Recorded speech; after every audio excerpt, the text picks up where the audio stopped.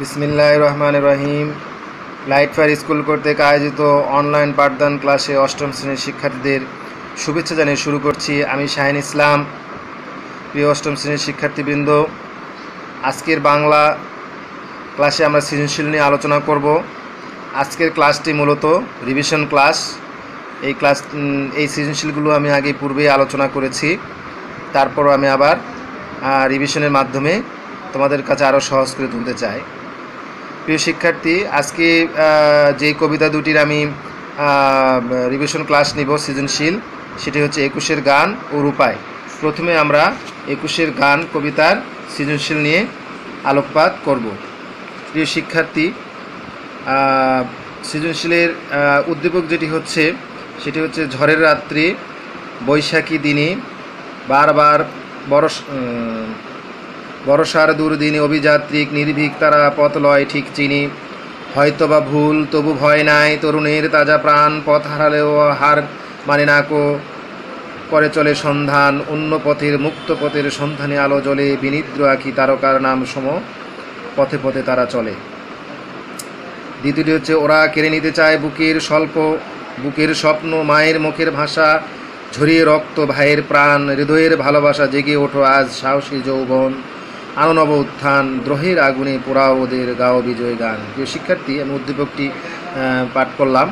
এ পর্যায়ে আমরা প্রথমে ক নম্বর সৃজনশীল নিয়ে আলোচনা করব। ক নম্বর সৃজনশীলে একুশের গান কবিতাটি কোন শহীদদের স্মরণে লেখা হয়েছে? এটি মূলত 52 ভাষা আন্দোলনের শহীদদের সম্পর্কে লেখা হয়েছে। দ্বিতীয় প্রশ্ন, সেই আধারের পশুদের মুখ চেনা চরণটি ব্যাখ্যা করো। উদ্ধৃত চরণে জ্ঞানমূলকে তোমরা যেটা উল্লেখ করবে, পাকিস্তানি শাসক গোষ্ঠী ও তাদের অনুগত সৈন্যদের পশু বলে আখ্যায়িত করা হয়েছে। তাহলে এ পর্যায়ে আমরা এটার বিবরণে ডিটেলস বিবরণে আমরা বলবো, সেটা হচ্ছে 1952 ভাষা আন্দোলনে বাঙালি জাতির ইতিহাসে বিশেষ তাৎপর্যময় একটি ঘটনা। প্রিয় শিক্ষার্থী, তাৎপর্যময় ঘটনা এই কারণে, যেহেতু 1952 ভাষা আন্দোলনে বাংলাদেশ বিশেষ তাৎপর্যপূর্ণ ঘটনা, বাংলাকে রাষ্ট্রভাষা করার দাবিতে বাংলা মায়ের দামাল ছেঁড়া যখন রাস্তায় নামে, তখন পাকিস্তানি শাসক গোষ্ঠী পশুর চেয়েও নিকৃষ্ট আচরণ করেছিল। তাদের অনুগত সৈন্যরা নির্বিচারে আন্দোলনকারীদের উপর গুলি চালিয়েছিল এবং এই কারণে অনেকে শহীদ হন। পাকিস্তানি শাসক গোষ্ঠী এই আচরণকে লক্ষ্য করে এই কবি তাদের পশু বলেছেন। প্রিয় শিক্ষার্থী, এবার গ নম্বর সৃজনশীলে বলা হয়েছে, উদ্দীপক 2-এর আলোকে একুশের গান কবিতায় বর্ণিত ওরা এদেশের নয় চরণটি ব্যাখ্যা করো। এর জ্ঞানমূলক হবে, বাঙালি জাতির অধিকার হরণে পাকিস্তানিদের অত্যাচারের চিত্র দ্বিতীয় উদ্দীপকের বিষয়বস্তু, যা একুশের গান কবিতায় ওরা এদেশের নয় চরণটির সঙ্গে সম্পূর্ণভাবে সাদৃশ্যপূর্ণ। দ্বিতীয় প্যারায় তোমরা উল্লেখ করবে, তোমরা এটি 3 প্যারায় বিভক্ত হবে। একুশের গান কবিতা 1952 সালে সংগৃহীত ভাষা আন্দোলন, বাঙালি ছাত্র জনতার আত্মোৎসর্গের স্মৃতি স্মরণ করা হয়েছে। সেদিন মাতৃভাষার দাবিতে ছাত্রতা মিছিল করে তৎকালীন স্বৈরাচারী শাসকদের সৈন্যদের দিয়ে কমলপ্রাণ ছাত্রদের উপর গুলি চালায়। এতে রফিক, শফিক, জব্বার, সালাম আর নাম না যেন অনেক ছাত্র শাহাদাত বরণ করে। দ্বিতীয় প্যারা। তৃতীয় প্যারায় তোমরা ডিটেলস লিখবে। প্রিয় শিক্ষার্থী, আমরা গ নম্বরটা বললাম। এবার ঘ নম্বরে আসো। প্রথম উদ্দীপকের যিনি অভিযাত্রিক, তিনি একুশের গান কবিতার ভাষা সহিত বিশ্লেষণ করো। হার না মানা মানসিকতার দিক দিয়ে উদ্দীপকের অভিযাত্রীকে একুশের গান কবিতায় ভাষা সাহিত্যের অনুরূপ, এটা জ্ঞানমূলক।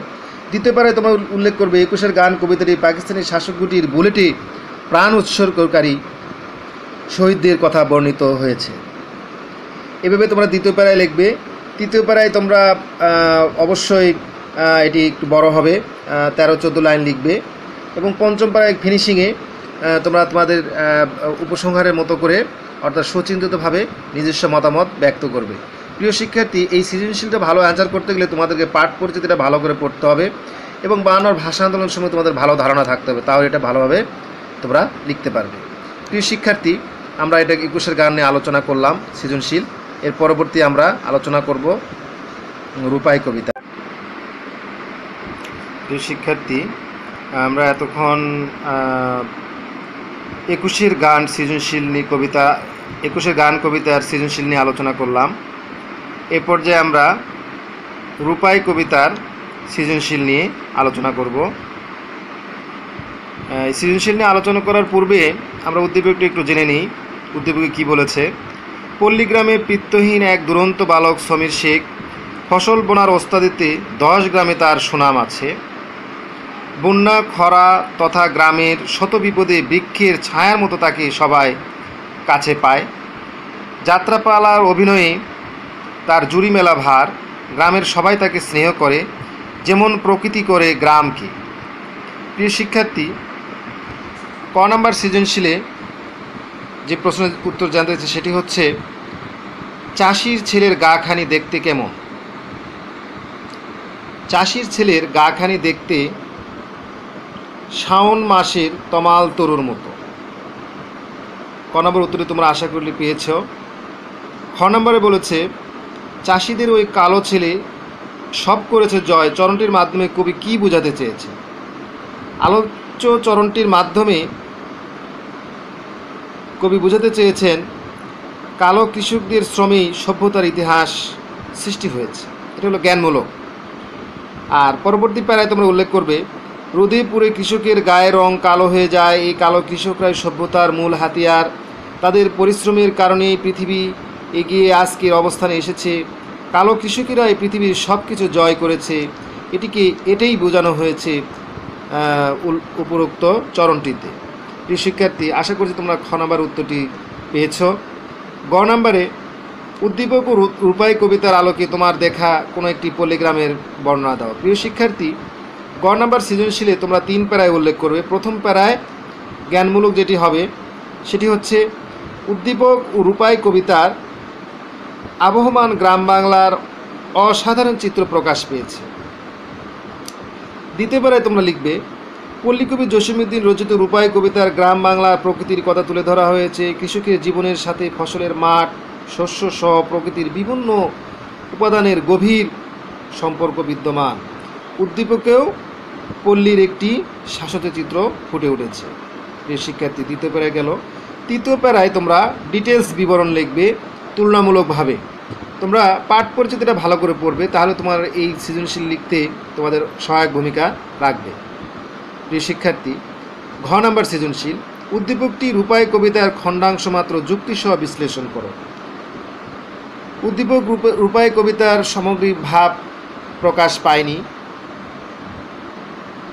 অর্থাৎ এটি খণ্ডাংশ মাত্র, যুক্তিযুক্ত। জসীমউদ্দীন রচিত রূপাই কবিতা গ্রাম বাংলার প্রকৃতির অনবদ্য চিত্র বিদ্যমান। প্রকৃতির সাথে কৃষকের রয়েছে আত্মিক সম্পর্ক। কালো এই কৃষকরাই সভ্যতার অগ্রনায়ক। তাদেরই এক প্রতিনিধি হচ্ছে রূপাই। নিজের গুণে সে সবার কাছে অমূল্য হিসেবে প্রতীয়মান হয়েছে। প্রিয় শিক্ষার্থী, তৃতীয় প্যারায় তোমরা তোমার ডিটেলস বিবরণটা লিখবে। সেটি হচ্ছে, উদ্দীপকে বাংলার একটি পল্লীগ্রামের পরিচয় প্রকাশ পেয়েছে। প্রকৃতির নিবিড় স্নেহে গ্রামটি স্নাত। এই গ্রামের পিত্তহীন বালক হচ্ছে সমীর শেখ। কৃষিকাজে তার রয়েছে অসামান্য দক্ষতা। যে কোনো আপদে বিপদে সবার পাশে থাকে সে। যাত্রাপালা অভিনয়ে তার জুড়ি নেই।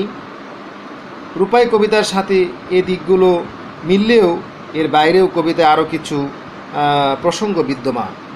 প্রিয় শিক্ষার্থী, রূপাই কবিতায় গ্রাম বাংলা প্রাকৃতিক সৌন্দর্যের পাশাপাশি কৃষকের রূপ ও কর্মোদ্যোগের কথাও বলা হয়েছে। রূপাই এখানে উপস্থাপিত হয়েছে কৃষকের একজন প্রতিনিধি হিসাবে। নিজের কর্মনিপুণতা ও প্রতিভার গুণে সবার কাছে আদৃত হয়েছে। উদ্দীপকে বর্ণিত সমীর শেখের মাঝে এই দিকটি লক্ষ্য করা যায়। কিন্তু রূপাই কবিতায় সমগ্র ভাব কৃষক জাতির জয়গান গাওয়ার যে প্রসঙ্গ উপস্থাপিত হয়েছে তা উদ্দীপকে অনুপস্থিত তাই বলা যায় আলোচ্য কবিতাটি যৌক্তিক, আলোচ্য মন্তব্যটি যৌক্তিক। প্রিয় শিক্ষার্থী, আমরা এতক্ষণ পর্যন্ত রূপাই কবিতার সৃজনশীল নিয়ে আলোচনা করলাম। আমি একবারে শেষ পর্যায়ে চলে এসেছি। আমার কষ্ট সার্থক হবে যদি তোমরা এই দুই কবিতার সৃজনশীল ভালো করে আত্মস্থ করতে পারো, আর এই জন্য পাঠ পরিচিতি জানা অত্যাবশ্যক। প্রিয় শিক্ষার্থী, আজকের মতো এখানেই বিদায় নিচ্ছি। আল্লাহ হাফেজ।